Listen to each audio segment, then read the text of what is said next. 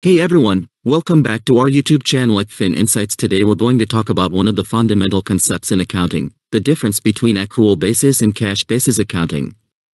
Firstly, let's define what each of these accounting method means.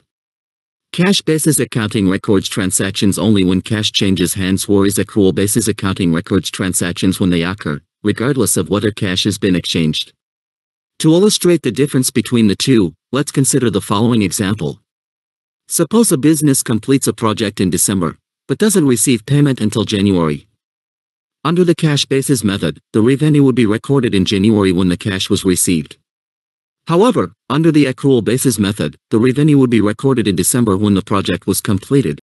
There are several advantages to using the accrual basis method, such as providing a more accurate representation of a company's financial health, as well as allowing for better long-term planning.